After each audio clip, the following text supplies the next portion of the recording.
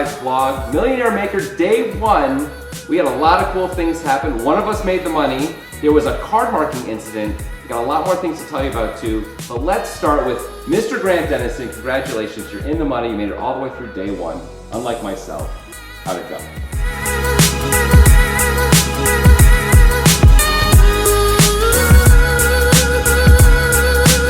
First of all, what do you freaking do? They've made the min cash so small that it barely matters. Wow. It's like here's your buying back in a ham sandwich. But anyway, I would like to continue to play the tournament, so that's what I get to do. I'm coming back with about 35 blinds. Honestly, I didn't have a lot of big spots that mattered that much. It's just kind of standard play throughout the day. I have nothing special to say about my make-through, but I do have something to say about my day 1A bust-out, which we'll talk about later. But I want to talk about this card marking. Yeah. Because it's something that I've never experienced before in poker. This is kind of insane. So, day 1A, the one I actually busted out, I actually had my table ground to a halt due to the floor being like, you guys are cheating. Somebody is cheating at this table. What happened was essentially a player found a marked ace. That happens though, because the World Series uses kind of flimsy cards because they have to get so many cards. So the player pointed it out, it was a little fingernail mark in the ace. The floor says, okay, whatever, keep playing, replace the ace. Same deck, just replace the ace. A couple orbits later, maybe just one orbit later, the dealer finds a different suited ace also marked. This is starting to be a problem now. The floor comes over and says, it's weird that they're both aces. We're gonna have to start monitoring you guys. If another ace comes up, then we're gonna have to actually just grind you to a halt and have the dealer inspect every single card that comes back to him until we find the culprit. And everybody was really hoping it was just a mistake, just a coincidence. Not everybody. Well, of course. And then a couple hands later, I'm under the gun, I get dealt my first card, and I can see the glint of a mark on it immediately. And I'm like, don't let this be an ace. I don't want to deal with this table all day at like a snail's pace. I peel it, it's the ace of clubs, which is a different suit, meaning it's the same deck, so it's 3 different suits. It's pretty obvious that something is going on here. I fold under the gun with ace 9 of clubs. It is 10-handed, a pretty simple fold. And I say, guys, I have bad news. And I don't say anything else. I don't want to completely reveal what's going on. But afterwards, they show it's the ace of clubs. The floor comes over. And for an hour, we have to get inspected. Every single hand. Everybody is freaking out. The way I was peeling the cards was so careful. Because if I accidentally bent a card, I was like, they're going to kick me out of the World Series forever if I accidentally bend a card right now. It was kind of a freaky situation. What would you do in that situation, by the way?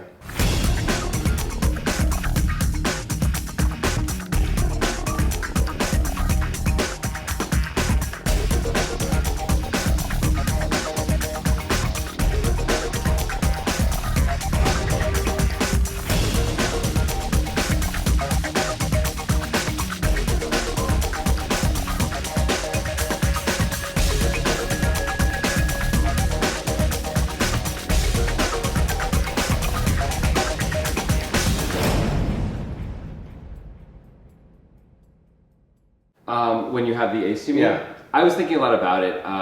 First of all, I don't think I would say, guys, I have bad news until the hand finished rather than once you fold, because like anyone who's sitting there paying attention, it means you folded an ace, right? At the same point, I understand you feel like you don't want to get in trouble. I just wanted to be above reproach there, you know. I just didn't want to get in trouble. I mean, no matter what, it gets weird. We talked a little bit last night when you came home about the problem also of what if you have pocket aces there and one of them is marked? How do you proceed with the hand? Like, you have to play it, right? It's still a legal hand. So I think if you have ace king, ace queen, pocket aces, you do play. You probably take the marked one, if only one of them is marked, slide it under the other one, I think, and then play the hand out. And then at the end, as soon as the hand is over and you're pushing the cards forward, I guess once the hand is over, then you say the same thing, guys, I have bad news. I think I would wait, but I would feel weird and uncomfortable the whole time. Yeah. Just in case, as I pushed it forward, what if the dealer says, hey, and then turns the card over, and now it looks like you're the one, and that's a real problem. I mean, everybody was a real problem. Everybody was under suspicion. Ultimately, it concluded in a way that I think was probably not the true good resolution, because a player who was a clear amateur ended up busting with pocket kings.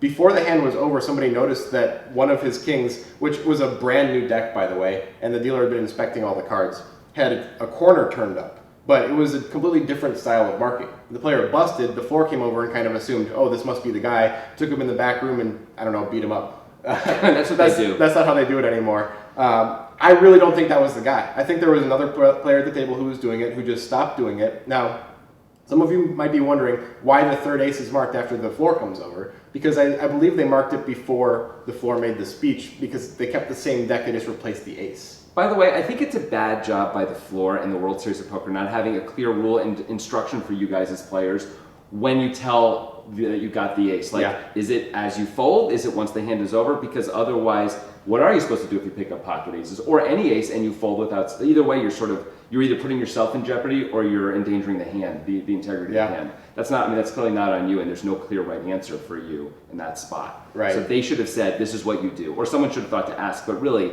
they're supposed to know what to tell you guys, of course. So what do you guys think? Do you guys think the floor handled it well? Do you think I handled it well when I was dealt the marked ace? Like, how would you deal with that situation? And how would you feel if you were in that situation? You know, it's kind of a weird situation. We had, last year, the cards were much, much worse in the World Series, and this was coming up all the time, but no one thought anyone was intentionally marking the deck. It just was the cards were so badly, they were so poorly designed or weak or whatever that constantly there were indentations and they were in all the cards. I remember Dan O'Brien was on my left in late day one of the Monster Stack, and he's like really good at fixing cards, so he kept like pulling up a card, asking the dealer to give it to him, and going like this for a while and pushing it back, and then it was fine, but we replaced our decks like 3 or 4 times over the course of an hour. But that was when it was happening throughout the world. Yeah, they have different cards now. Yeah, that's a pretty cool skill.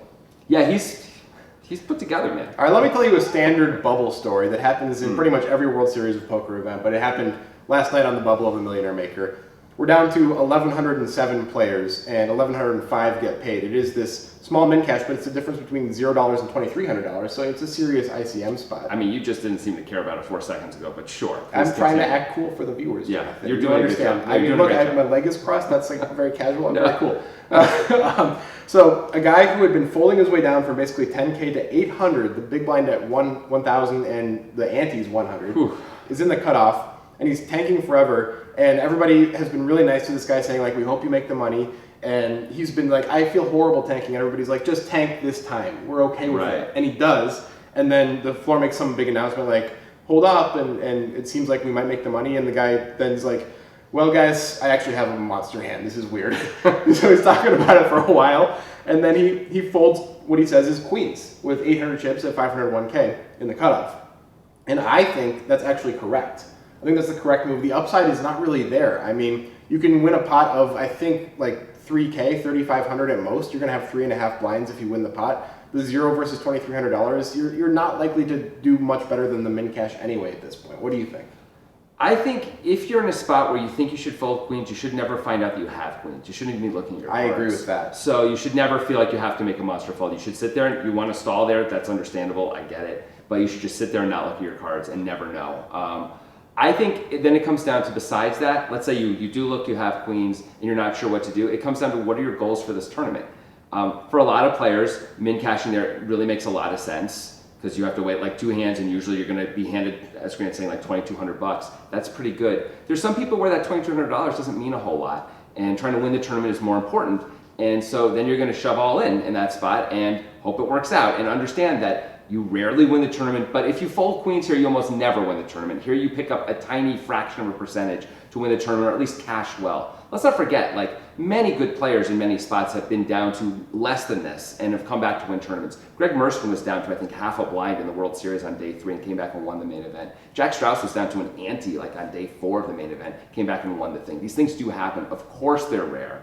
But it depends ultimately what your goal is. I mean, the bubble is a pretty unique scenario for no that, question. So it does make it a little tougher. Absolutely. No, you're right. You're right. And I think it's really fair to fold, but then you shouldn't be looking. Because if you think you should fold queens, you must think you should fold aces also. Yeah, I agree. You do have clearly a better percentage chance with aces, but you're still going to be busted a fair amount. I mean, if the money matters to you, I think you should just fold there probably, if it's a big deal for you. I mean, it's the Millionaire Maker, so it's a lot of players' only World Series of Poker tournament of the year. Here's the other problem. Like, if you're more of an amateur and you're not used to knowing exactly how quickly the bubble's going to burst, you're sitting there on the cutoff, the antes are 100.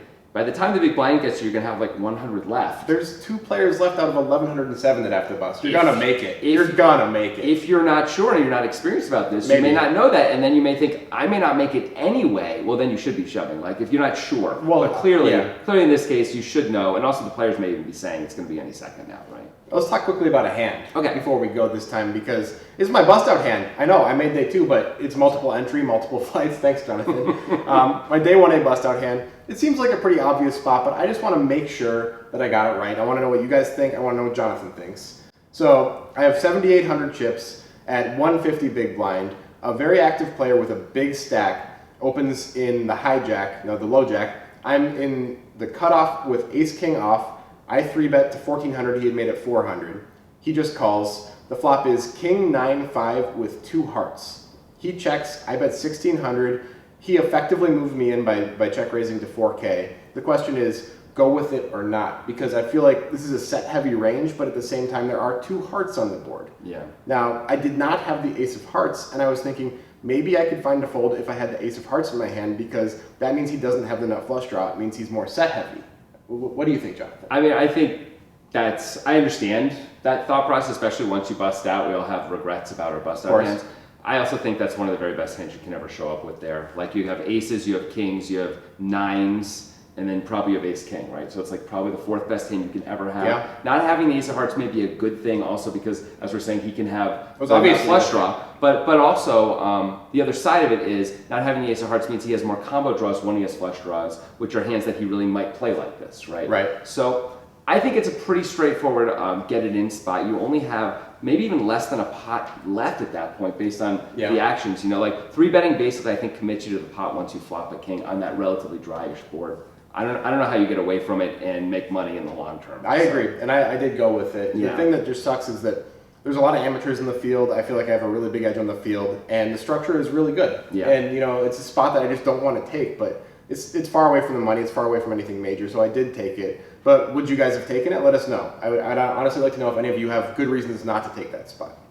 I'll tell one quick story about my bust out hand. I only played day 1A. I didn't play day 1B.